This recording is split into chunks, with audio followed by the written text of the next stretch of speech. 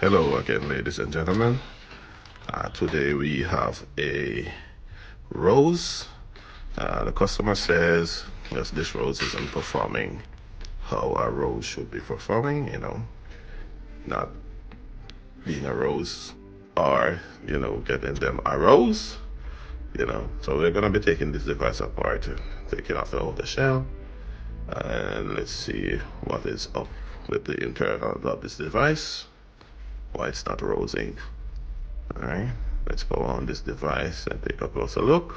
Oh, alright, there we see what one of the issues is.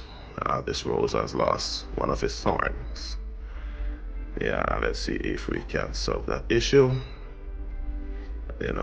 of fixing that lip thorn and have this rose performing up to the standard of what it should be.